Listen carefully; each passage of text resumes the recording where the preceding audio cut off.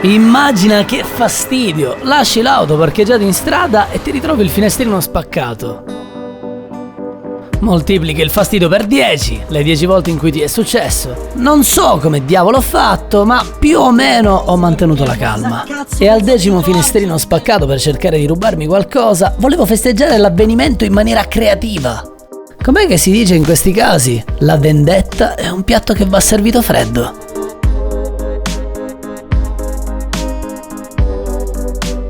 Milano è un immenso grande fratello. La città è tappezzata di videocamere di sorveglianza ad ogni angolo, ma chi vive la strada riesce a vedere oltre e conosce molto bene ogni angolo morto.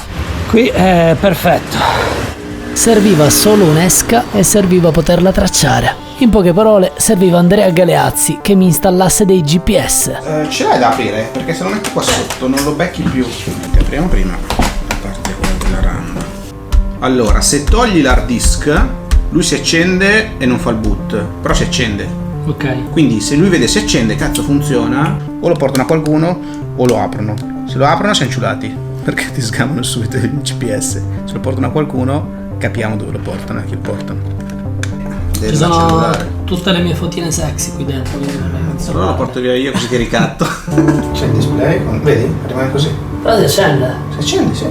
Oh, Ho detto. Sono pirla. Oh, ti sei beccato. Siamo noi.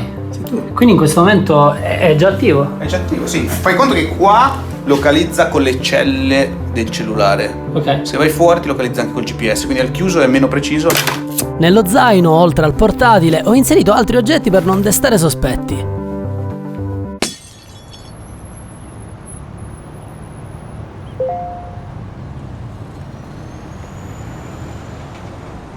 Cioè, il GPS funziona, almeno.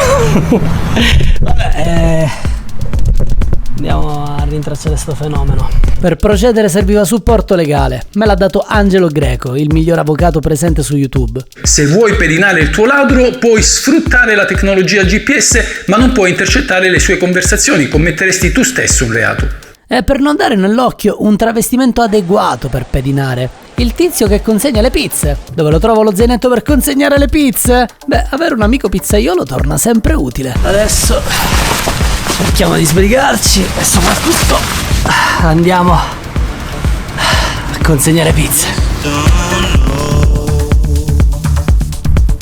Il tizio delle consegne con la bici a noleggio effettivamente solo nei film. Si sta spostando il bastardo. Si blocca di continuo e con la porca miseria comunque dovrebbe sbucare da là, quindi se ci appostiamo tu aspetti qua, io provo ad avanzare, vediamo se lo trovo. Vai.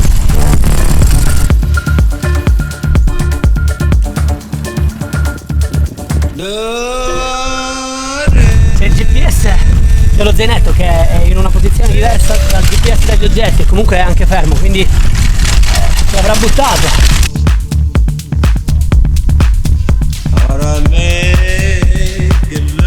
Ed è successo quello che avevamo ampiamente previsto. Il ladro ha preso l'area furtiva e si è disfatto dello zaino.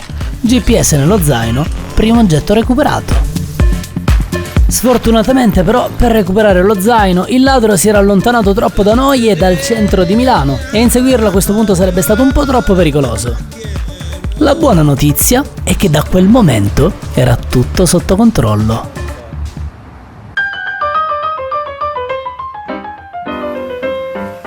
Una piccola precisazione, così nessuno vi rompe le palle. In auto, a parte stavolta, non ho mai lasciato nulla a vista. Nulla, nemmeno un centesimo. Per disperazione ho anche provato a lasciare cruscotto e portaoggetti spalancati e vuoti. Mi sa che mi dovrete fare qualche sconto, il mio cliente più affezionato. No, quando ho visto la pratica ho detto ma no, abbiamo già fatto, non è possibile. Arriva di tutto. Arriva di tutto. Però quelle da rappresentanza sono quelle che vanno un po' di più. Sì. Cosa sono le auto di rappresentanza o per agenti di commercio? In sintesi, brand di auto spesso di lusso che le aziende usano per andare all'avanscoperta e trovare nuovi clienti. Chi ruba sa bene che mediamente in questa tipologia di auto può trovare cartellette, computer, contanti, abbigliamento, elettronica. Cosa ci faccio io con un'auto del genere? Magari non ve ne frega una mazza, ma vi racconto volentieri. Nella mia vita ho avuto 3 auto. La mia prima auto è stata un Opel Corsa del 95, comprata quando avevo 18 anni a 1.000 euro con il lavoro da cameriere. L'ho ridotta ad uno schifo e non è sopravvissuto nemmeno un anno. Con la seconda auto ho fatto un piccolo salto di qualità, Mini Cooper. Ma per il mio poco budget a disposizione potevo permettermi solo questa schifezza usata del 2002 di questo colore verde pisello. A 25 anni il mio lavoro da regista è iniziato ad andare alla grande. Avevo giusto 2 spicci da parte e volevo fare lo sborone quando andavo dai clienti. Mi sono concesso un piccolo regalo che era anche un grande sogno nel cassetto. Tada! Classe A. Pochi mesi dopo l'acquisto ho deciso di andare a vivere a Milano e scopro che lasciare l'auto parcheggiata in strada non è proprio una scelta intelligente. Quindi, tornando a noi.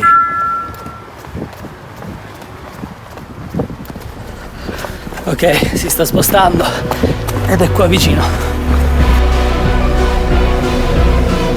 Dovevo capire dove andasse a finire il computer. Ho seguito gli spostamenti e sono arrivato ad un edificio. Non era un negozio di riparazione, non era un minaccioso centro sociale, era un semplice condominio. Il segnale è rimasto nella stessa posizione dentro quell'edificio per mezz'ora, poi 1 ora, poi 2. Ho aspettato lì vicino sperando che qualcosa si muovesse. Stavano esaminando il computer, quindi il rischio di essere sgamati era altissimo. E se trovano il GPS è tutto finito. Infatti, il GPS del computer si è spento e questo significa solo una cosa.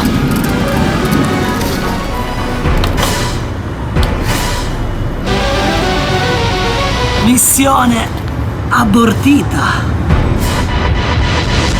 Peccato. Peccato che a volte dimenticate che sono un incredibile figlio di... Missione abortita? Oppure no? Ciao Vlad. Senti, devo nascondere un GPS grande circa così, in un paio di scarpe. Cosa ti viene in mente? Scarpe da corsa, Air Max, una roba del genere, perché hanno la suola abbastanza alta. Tu ne hai un paio di Air Max? Io sì, ce l'ho. Sono tutte nuove, quindi mi dispiace. Me ne devi dare un paio. Oh, devo avere un piano B, quindi dobbiamo nascondere il GPS qui dentro. Comunque bella idea, sì, no, quella delle scarpe è geniale. Secondo me se tu scavi da lì ci vorrebbe una fresa. Una fresa?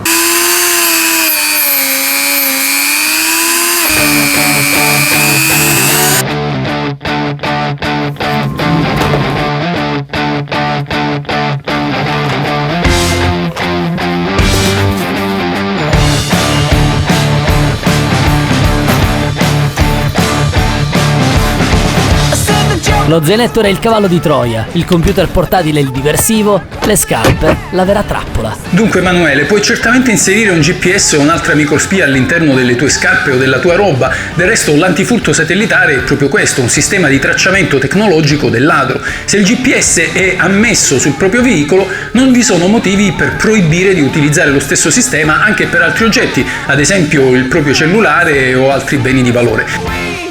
L'unica volta che ho provato a pescare per me è stata una noia mortale, ma stavolta dopo 3 lunghi giorni d'attesa il nostro amico ha abboccato, indossando le scarpe rubate. Da quel momento sapevamo ogni suo spostamento in tempo reale.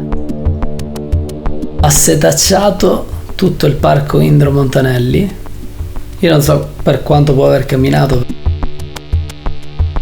Vedi, questa è la principale che porta a Stazione Centrale, ma non ha preso la strada principale. Ha scelto la parallela dove ci stanno tutte le macchine parcheggiate.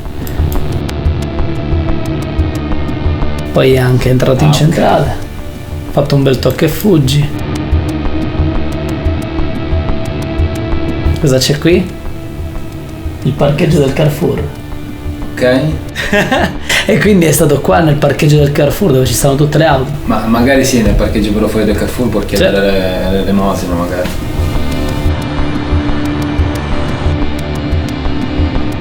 Poi si è fatto un altro giretto in quest'altro parchetto. Parco. Ama i parchetti lui.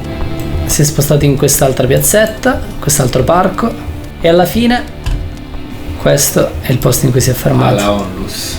E questa Onlus, guarda all'angolo, nell'altra facciata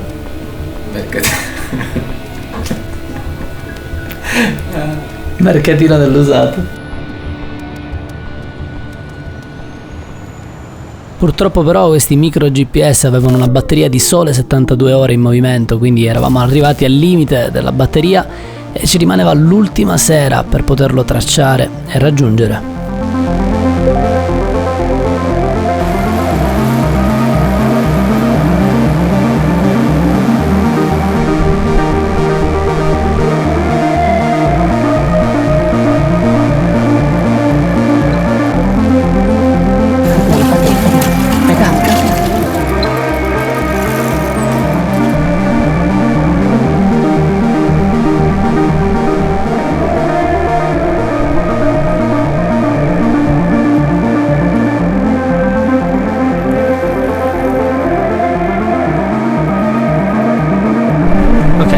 Andiamo via.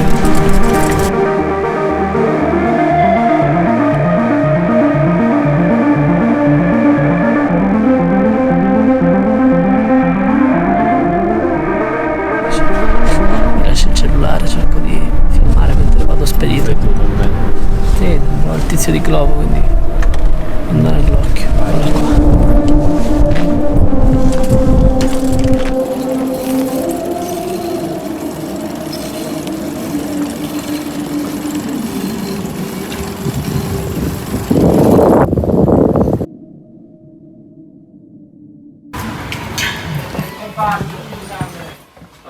Alla fine ho scoperto chi è. L'ho visto. Ah, l'hai trovato? Perché l'ho raggiunto, l'ho filmato. No, bellissimo. Eh sì, però quello è stato il momento in cui ho capito che questo video non poteva finire come se fossi Brumotti di Striscia la Notizia, e non potevo fare nemmeno un'incursione come se fossi Le Iene col faretto puntato, perché la persona che ha rubato, che ha spaccato il vetro, era un barbone, era una persona che stava frugando nel secchio dell'immondizia. E non so se tu hai visto Joker, il film. Certo.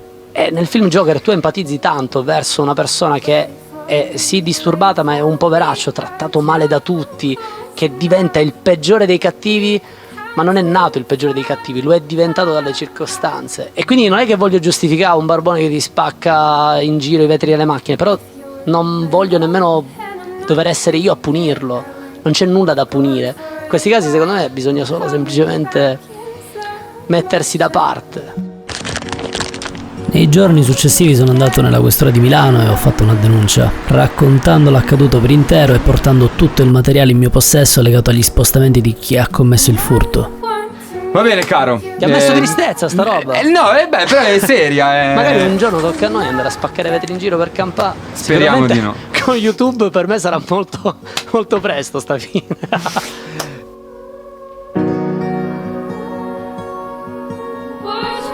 A proposito, ho preso un garage dove metto la macchina. Insomma, pagare in più l'affitto di un garage non mi cambia la vita. E se pensate che tutta questa storia parli di perdono, no, non era questo. Si tratta semplicemente di non infierire. Se fai occhio per occhio all'infinito, il mondo prima o poi diventa cieco. Caro amico con le Nike Air Max nere con un GPS non più funzionante nascosto nella suola, ti auguro il meglio e ti auguro di riprendere in mano la tua vita.